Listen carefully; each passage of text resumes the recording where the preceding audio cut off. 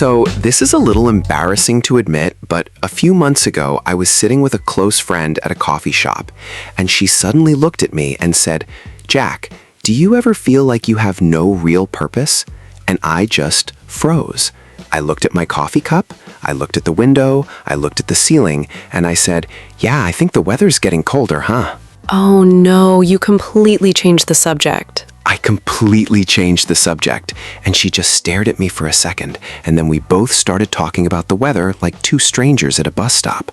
We never went back to what she said, and the whole drive home I kept thinking, why did I do that? She wanted a real conversation, a deep one, and I ran away from it. Honestly, Jack, I feel that so much. There are moments when someone says something real and important, and your brain just goes blank. You do not know what to say, so you say something safe, something easy. Exactly. And the problem is not that we do not care. We do care. The problem is that we do not have the words, especially in English. Deep conversations need a very specific kind of language, gentle language, thoughtful language, and nobody teaches you that in a textbook. Nobody. You get, "Hello, my name is Jack, and where is the library?" But nobody teaches you how to say, "I hear you," or "That makes total sense," or "I have been there too." And those phrases are everything in a deep talk. They really are. So today, that is what we are doing. Welcome, everyone. Welcome to the Living English Podcast. I am Jack. And I am Rose, and we are so glad you are here with us today. If you have ever frozen in the middle of a deep conversation in English, or if you have ever wanted to say something meaningful and just couldn't find the words, this episode is 100% for you. By the end of today, you will have real, natural phrases you can use when the conversation gets deep. Real phrases that make the other person feel heard, feel understood, and feel safe to keep talking. And if this kind of episode helps you, the kindest thing you can do is hit subscribe. It takes 1 second, and it means you never miss a lesson. So Jack, before we go into the language, I want to ask something. Why do deep conversations feel so much harder in a second language? Oh, that is such a good question. So, in your first language, you have emotional vocabulary. You grew up with the words for sadness, loneliness, hope, fear. You heard them in songs, in movies, in your family's conversations. Those words are connected to real feelings inside you. Right, like if someone says something in your first language that is moving, you feel it immediately. But in a second language, especially English, those emotional words can feel a little distant at first. Like you know the definition of the word grief, but you haven't felt it in English yet. So when someone starts a deep conversation, your brain has to do double work, understand the words, and find the emotional response. And by the time you find the response, the moment has already passed. Exactly. So you say something safe, something about the weather. Poor weather. It carries so many uncomfortable conversations. It really does. But here's the good news. Deep conversations in English actually use a small, repeatable set of phrases. Native speakers use the same expressions again and again. Phrases like, "I hear you," or "that is a lot to carry," or "I totally get that." Oh, those phrases. I love those phrases. They're short, but they feel so warm. They do. And once you have them, once they are in your memory, you can use them in almost any deep conversation. It doesn't matter if someone is talking about loneliness, or a hard decision, or a dream they're afraid to share. It is like having a key that opens many different doors. That is a beautiful way to put it, Rose. A key that opens many different doors. I'm going to use that. Please do. So the goal today is to give our listeners that key. That is the goal. And we are going to do it through conversation, through role play, and through our learning guide. So let us get into it. Let's go. Okay, so before the role play, I want to set the scene for why this matters, because a lot of English learners tell us the same thing. They say, "My English is okay for daily life. I can shop, I can work, I can give directions, but the moment a conversation gets emotional or deep, I disappear." And disappearing does not mean you do not care. It means you do not have the tools yet. Right. And what is interesting is that native English speakers also find deep conversations hard sometimes. This is not just a language learner problem. Talking about real feelings, about struggles, about big life questions, that is hard for everyone. which means even if your English is not perfect, if you show up with warmth and with real attention, the other person will feel it. That is such an important point, because in a deep conversation, the language matters, yes, but the energy matters even more. Are you really listening? Are you showing that you care? Those things come through even before the words do. So today, we are giving you both the energy of how to show up and the actual English phrases to use. Perfect. Now, one cultural note before we go into the role play. In many cultures, when someone shares something heavy, the polite response is to immediately offer a solution. You should do this, you should try that. But in English conversation, especially in close friendships, that can actually feel dismissive. Oh, say more about that, Jack. So if someone says, I have been feeling so lonely lately, and you immediately say, oh, you should join a club, you should go to the gym. What the other person hears is, I do not want to sit in this feeling with you. Let me fix it and move on. And sometimes they do not want to be fixed. They want to be heard. Exactly. So in English, especially in deep talks between friends, the first move is almost always to acknowledge, to say, I hear you, or that sounds really hard.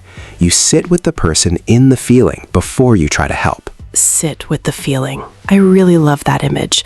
Just being there with someone, not rushing to fix anything. And that is what today's phrases are all about. All right, Rose, I think it is time for the main role play. Are you ready? I am very ready. What is our scene? So, the scene is this. Two friends, Maya and Daniel, meet at a park. They have not seen each other in a few months. They sit down on a bench, and Daniel starts talking about something that has been weighing on him, something real and heavy. And Maya is going to try to respond with warmth and with the kind of deep talk language we are learning today. Oh, I love this. Okay, I will be Maya. And I will be Daniel. Let us go. Daniel, it is so good to see you. It feels like forever. I know. Life has been a little strange lately. A lot going on. Strange how? Good strange or hard strange? Honestly, hard strange. I don't even know where to start. I've been feeling kind of stuck, like I wake up and go through the day and nothing feels like it really means anything. And then I feel bad for feeling that way because I have a good life, you know? I hear you, Daniel. And I just want to say, feeling stuck does not mean you're ungrateful. Those two things can both be true at the same time. Yeah, I never thought about it that way. How long have you been feeling like this? A few months, maybe? Since I left my old job. I thought the new one would feel exciting, but it just feels empty. Like I'm doing work, but I'm not doing anything that matters. That is a lot to carry, especially when you made a big change hoping it would help, and then it doesn't feel the way you imagined. That is exactly it. It's like I thought a new job would fix the feeling, but the feeling followed me. The feeling followed you. Have you been able to talk to anyone about this, or has it been mostly just inside your own head? Mostly inside my own head. That's kind of why I reached out to you today. I needed to say it out loud to someone I trust. I'm really glad you did. And I totally get that need.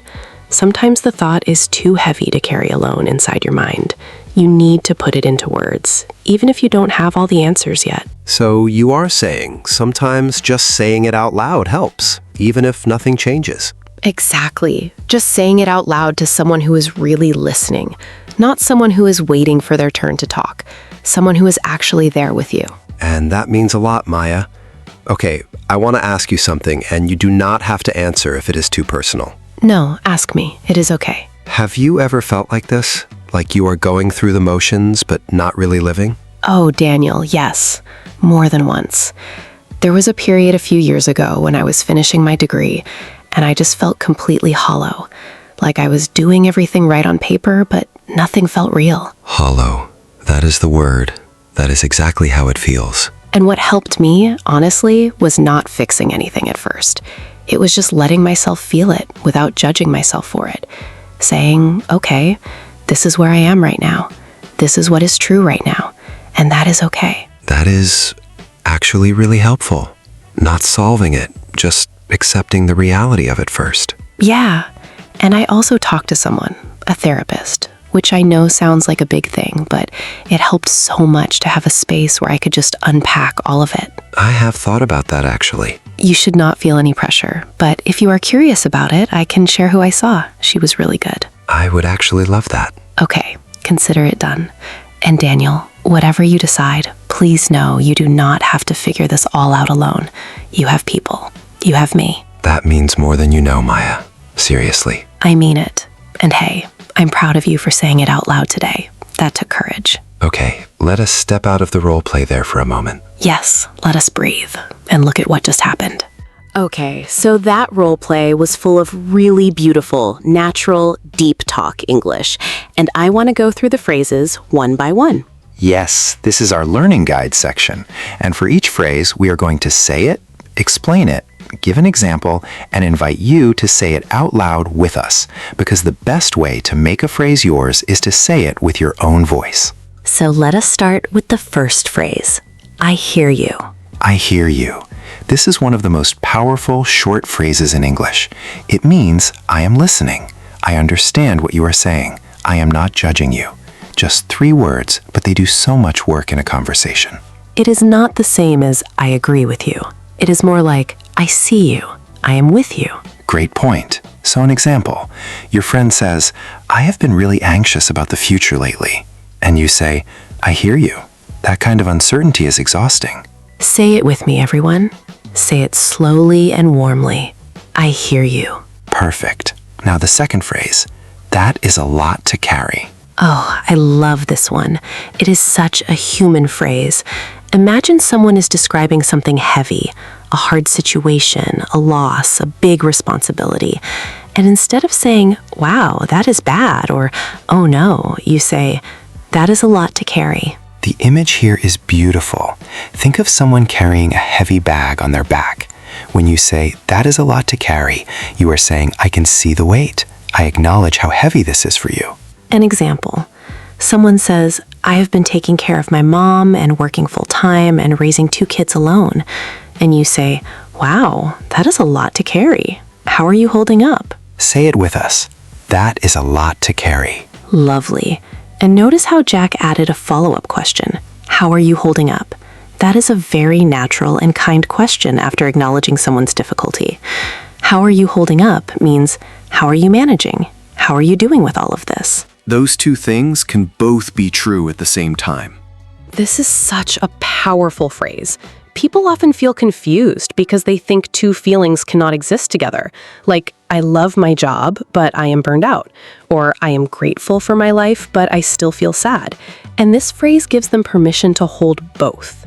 Native speakers use a version of this often. You might hear, you can feel both things, you know? Or, it's okay to feel grateful and still feel sad. Both are real. But this longer form is especially warm and wise. Those 2 things can both be true at the same time. An example, someone says, I feel guilty for being unhappy because I know other people have it worse. You say, you can feel grateful and still feel pain. Those 2 things can both be true at the same time. Say it with us. Those 2 things can both be true at the same time. That is such a freeing phrase. I genuinely believe it changes how people feel in a moment. It really does. Okay, phrase number 4. I totally get that. This is shorter and more casual. It means I understand completely. I relate to that. It is warm and immediate, very common between friends. The word totally adds emphasis. It is not just I get that, it is I totally get that. Completely, 100%. An example, someone says, I feel like no one really understands what I am going through. You say, I totally get that feeling, like you are speaking, but no one is really listening. Say it out loud. I totally get that. Great. Now, phrase number 5, the feeling followed you. Oh, wait, Rose, that one actually came from the role play. Daniel said it himself. The feeling followed me, like his unhappiness traveled with him from his old job to his new one. Yes, and that is actually a key language skill, reflecting back what someone says in your own words or in their own words. It shows you are listening and it helps them feel understood. So let us make that an official phrase to learn. The feeling followed you. Or more broadly, the skill of reflecting back. This is when you take what someone said and repeat it back gently to show you heard them. So if someone says, I thought leaving that relationship would make me happier, but I still feel empty, you might say, so the emptiness followed you, even after you left. And the person will usually say, yes, exactly, because you reflected their experience back to them with care. This is one of the things therapists do, actually, and it works beautifully in close friendships, too. You do not have to be a therapist to use it. Try it with us. Think of a word someone might use about a hard feeling, and try saying, so the feeling followed you. Practice that pattern. Okay, phrase number 6. Have you been able to talk to anyone about this? This is a gentle check-in phrase. It is not asking, have you seen a therapist? It is softer than that. It is asking, have you had any support? Have you been able to share this with someone? And it does 2 things at once. It shows you care about their well-being, and it gently opens the door to talking about support, about therapy, about community, without being pushy. An example. Someone shares that they have been struggling with anxiety for months. You say, that sounds really hard. Have you been able to talk to anyone about this? Say it warmly. Have you been able to talk to anyone about this? And if they say no, you do not push. You just stay present. Maybe you say, well, I'm here and I'm listening. Which brings us to phrase number 7. You do not have to figure this all out alone. This one, Rose, this one. It is so simple and so comforting. It's a reminder that the person has company, that the weight doesn't have to be only theirs. In English-speaking cultures, there's often a strong value on independence, on figuring things out yourself. So people sometimes feel ashamed to admit they are struggling or that they need others. And when you say you do not have to figure this all out alone, you are gently pushing back against that shame. You are saying, asking for help is okay. Leaning on someone is okay. You are not weak for needing people. Say it together. You do not have to figure this all out alone. Okay, we have 2 more phrases in our learning guide. Phrase number 8. I am really glad you said it out loud. This is a beautiful way to affirm courage. When someone shares something vulnerable, something they have been holding inside, saying this tells them speaking was brave. It was the right thing to do. Think about it. When we hold a heavy thought alone, it often grows bigger and darker inside us. When we say it out loud to a safe person, it becomes a little smaller, a little lighter. Giving it words takes away some of its power. So when someone shares something hard, you can say, I am really glad you said it out loud. Thank you for trusting me with this. Say it with heart. I am really glad you said it out loud. And the last phrase, phrase number 9. I am proud of you for saying it out loud. That took courage. This combines 2 great phrases, telling someone you are proud of them and acknowledging that what they did took courage. Those are 2 separate compliments, and together they are very powerful. The word courage is interesting here. We usually think of courage for big, dramatic things, running into a burning building, climbing a mountain. But emotional courage is also real courage. Saying, I am struggling when everyone expects you to be fine, that is brave. And telling someone that took courage honors that bravery. It says, I see what it cost you to say this, and I respect it. Say it with us. I am proud of you for saying it out loud. That took courage. Beautiful. Okay, Rose, let us do a quick recap of all 9 phrases before we move to practice. Yes, let us run through them quickly. Number 1, I hear you. Number 2, that is a lot to carry. Number 3, those 2 things can both be true at the same time. Number 4, I totally get that. Number 5, reflect back using their own words, like, so the feeling followed you. Number 6, have you been able to talk to anyone about this? Number 7, you do not have to figure this all out alone. Number 8, I am really glad you said it out loud. Number 9, I am proud of you for saying it out loud. That took courage. Beautiful. Okay, Rose, let us do a quick recap of all 9 phrases before we move to practice. Now, before we go to the practice section, I want to add something, because we have been talking about how to respond when someone else opens a deep conversation. But what about when you are the one who wants to start a deep talk? What if you are the one who has something heavy on your heart and you want to open the door? Oh, this is such a good point, because sometimes starting the conversation is the hardest part. In English, there are a few gentle ways to signal that you want to go deeper, that you want more than small talk. And native speakers use these almost like a soft knock on a door, like, can I come in? Can we talk about something real? What are some of those openers? So the first one is simply, can I be honest with you about something? This signals that what you are about to say is real, personal, maybe vulnerable. It gives the other person a moment to get ready. And it is also kind because it is giving them a choice. It's saying, I want to go somewhere real. Are you okay with that? Exactly. Another one is, I've been thinking about something and I'm not sure how to say it. This is very human and very honest. You're admitting that the words are not easy, and that honesty itself creates warmth. Or you could say, there is something I have wanted to say for a while. That one has weight. It tells the other person, this matters to me. I have been holding on to this. And a shorter, simpler one, I need to talk to you about something. That one is direct. It is clear.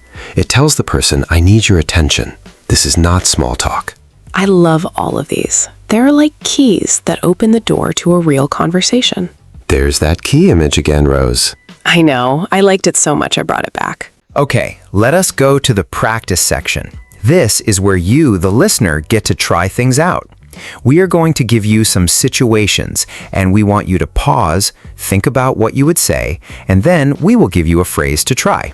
Think of this like a gentle exercise. There are no wrong answers. We just want you to practice putting these phrases into your own voice. Ready? Situation number 1. Your close friend says, I have been really sad lately, and I don't even know why. I just feel heavy. Pause for a moment. What would you say? Here is a great response you could try. I hear you. Sometimes sadness doesn't need a reason. It's still real. That's a lot to carry. Notice how that response combines two of our phrases, I hear you, and that's a lot to carry. You can mix and match. You don't have to use only one at a time. Say that response out loud. I hear you. Sometimes sadness doesn't need a reason. It's still real. That's a lot to carry. Perfect. Situation number 2. Your colleague says, I feel like I work so hard, but I never feel like I'm doing enough, and then I feel guilty for wanting a break. Pause and think. What would you say? You could say, I totally get that. The pressure to always do more is exhausting. And you know, wanting rest does not mean you're lazy. Those two things can both be true at the same time. Beautiful. Say that with us. I totally get that. Wanting rest does not mean you are lazy. Those two things can both be true at the same time. See how naturally the phrases fit? You're not speaking like a textbook. You're speaking like a real caring friend. And that's the goal, right? Not to sound perfect, to sound human. Situation number 3. A family member says, I have been struggling for months, but I did not want to bother anyone with it. Pause. What would you say? Here is a good response. I am really glad you told me, and please know you are never a bother. You do not have to figure this all out alone. Have you been able to talk to anyone about this? Notice that we ended with a gentle question, opening the door a little wider without pushing. Say it together. I am really glad you told me. You do not have to figure this all out alone. Have you been able to talk to anyone about this? Wonderful. And now, situation number 4. This one is for when you are the one starting the conversation. You want to tell your friend that you have been feeling really disconnected lately. How do you open? Try saying, can I be honest with you about something? I have been feeling really disconnected lately, and I'm not sure how to explain it. I just knew I needed to say it out loud. Say it slowly. Feel the words. Can I be honest with you about something? And then build from there. You do not have to have the whole conversation planned. You just need the first line, the first knock on the door. And if the other person is a good friend, they will open it. Exactly. Now, Rose, let us do one more short role play, a different scene, just a few exchanges, to show how these phrases work in a different context. I'm ready. What is the scene? 2 friends. One of them, Sam, has just made a big decision to leave a relationship, and the other, Priya, is checking in. Okay, I will be Priya. And I will be Sam. Here we go. Sam, hey, how are you doing? Like, actually doing. Honestly, I do not know. Some days are okay. Some days I just feel like I made a terrible mistake, even though I know I needed to leave. Does that make sense? It makes complete sense. You can know you did the right thing and still grieve what you lost. Those two things can both be true at the same time. Yeah, that is exactly it. I keep expecting to feel free or relieved, and then I just feel sad. I hear you. And can I be honest? I think what you are feeling is one of the hardest kinds of grief. Grieving something you chose to end. Yeah, that is exactly it. People expect you to be fine because you made the choice. So why are you sad? And that is the worst part. I feel like I cannot be sad around other people because they all say, you made the right call, you should be happy. But I am not happy, not yet. That sounds so lonely, and I am really glad you are saying this out loud. Please know you do not have to perform happiness right now. Not with me. That is such a relief to hear. Have you been able to talk to anyone about this? Like a therapist or a counselor? Not yet. I have been thinking about it. You should. Not because something is wrong with you, just because you deserve a space where you can actually put all of this down and not carry it alone. That is a lot to carry, Sam. It really is. Okay, let us step out of that scene. That felt very real. It did. And I want to point out something about that scene.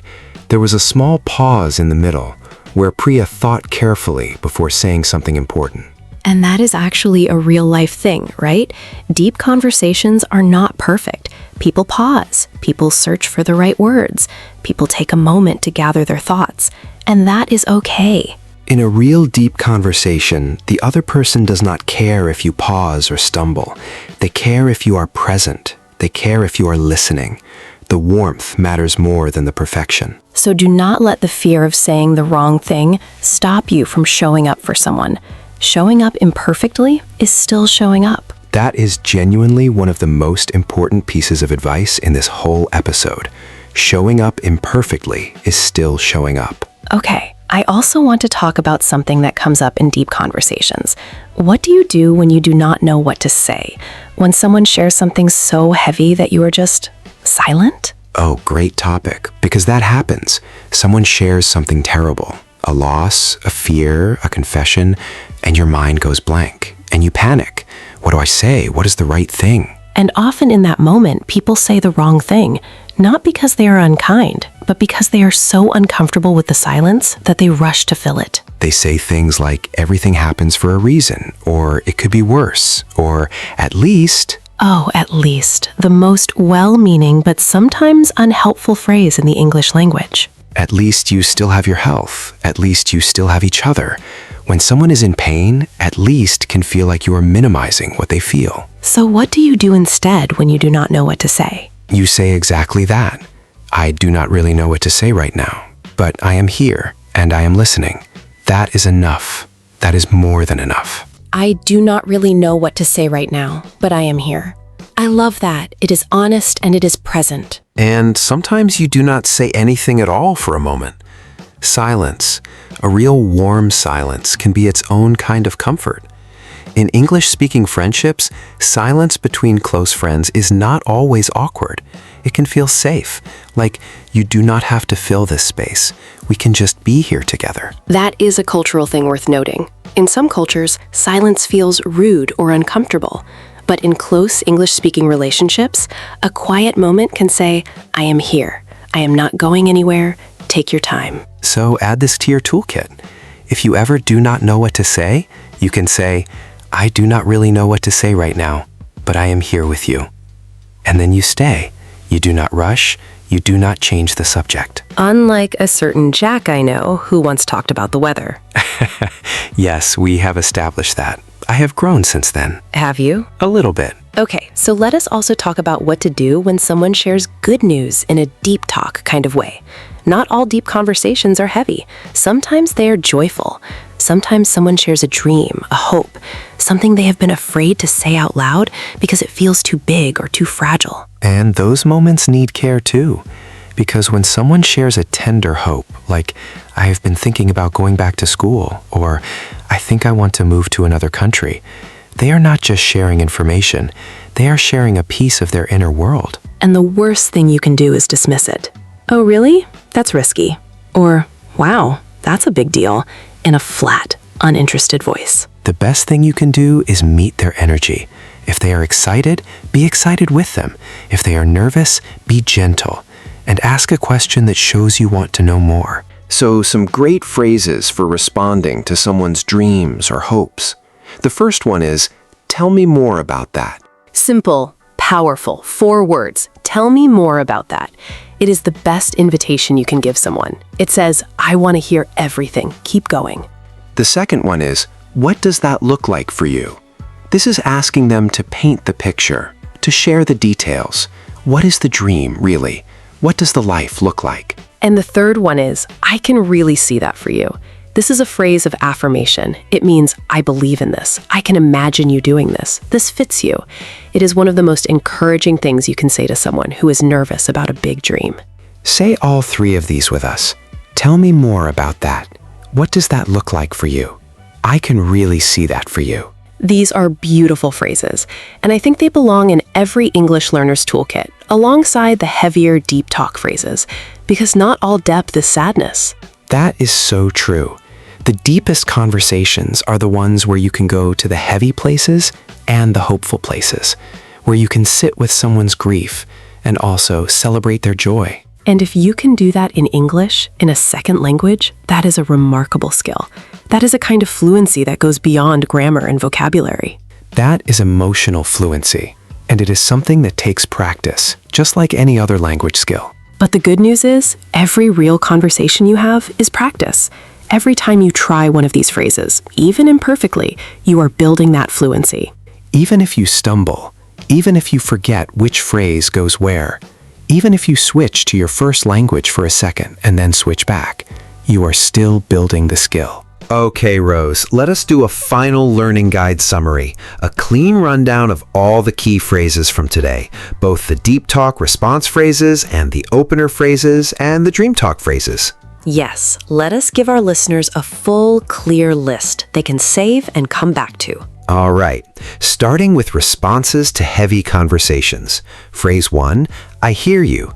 Use this to show you are listening and you understand. Phrase 2, that is a lot to carry. Use this to acknowledge someone's burden. Phrase 3, those 2 things can both be true at the same time. Use this when someone feels torn between 2 feelings. Phrase 4, I totally get that. Use this to relate and show understanding. Phrase 5, reflect back their words, like, so the feeling followed you. Use this to show you are truly listening. Phrase 6, have you been able to talk to anyone about this? A gentle way to check on someone's support. Phrase 7, you do not have to figure this all out alone. A reminder that they have company. Phrase 8, I am really glad you said it out loud. To honor the courage it took to speak. Phrase 9, I am proud of you for saying it out loud. That took courage. To affirm their bravery. And when you don't know what to say, I don't really know what to say right now, but I am here, honest and present. Now the opener phrases, when you want to start a deep conversation. Can I be honest with you about something? I've been thinking about something and I'm not sure how to say it. There's something I have wanted to say for a while. I need to talk to you about something. And finally, for when someone shares a dream or a hope, tell me more about that. What does that look like for you? I can really see that for you. That is the full toolkit, everyone. Jack, I want to add one more thought before we wrap up, because I think there is one thing we have not said directly yet, and it is important. Go for it, Rose. The reason people learn English, and I mean really learn it, deeply learn it, is not just to get a job or to pass a test. It is to connect. It is to be close to other people in a different language, across cultures, across distance. And that is a beautiful, brave, and extraordinary thing to want. It really is. Think about what you are trying to do. You are trying to reach someone who grew up differently than you did, who speaks a different language at home, who thinks in different patterns. And you are trying to say, I am here. I hear you. I care about you.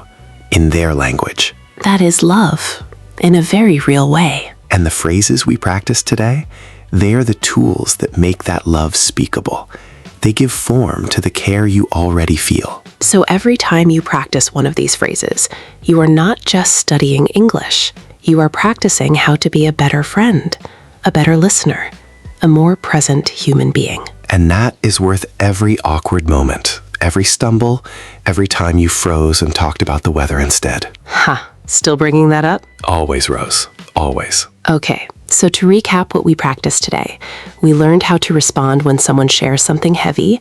We learned how to open a deep conversation when we are the one with something to say. We practiced the skill of reflecting back. We learned phrases for supporting someone's dreams, and we talked about what to do when you do not know what to say. That is a full, rich episode, and I hope every single person listening feels a little more ready, a little more equipped, a little less frozen. And now our question of the day. I love this part. So today's question is this. Think of a time when someone said something to you in a conversation, just a few words, that made you feel truly heard and understood.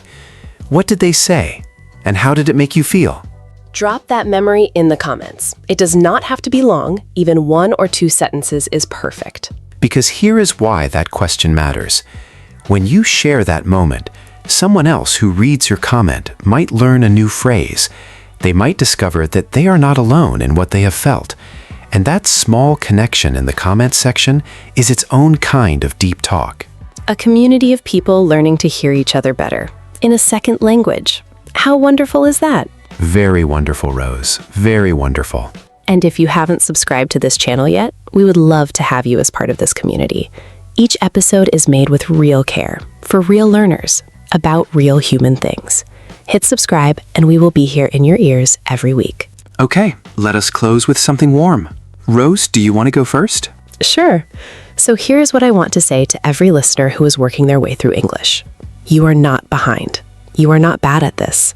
You are doing something that most people never even attempt. You are trying to think, feel, and connect in a language that did not raise you. And that takes a kind of quiet courage that deserves a lot more celebration than it gets. That is beautifully said. And I want to add this. The next time someone says something real and heavy to you and your mind goes blank, do not panic. Just take a breath and try one phrase, just one. I hear you. That is enough to start. And if you forget the phrase, just be there. Just stay. Because presence, genuine, warm human presence, speaks even when words do not. We are Jack And Rose. from the Living English podcast, and we will see you in the next episode. Keep going. You are doing better than you think. And remember, every word you practice is a door that opens a little wider. Keep opening them.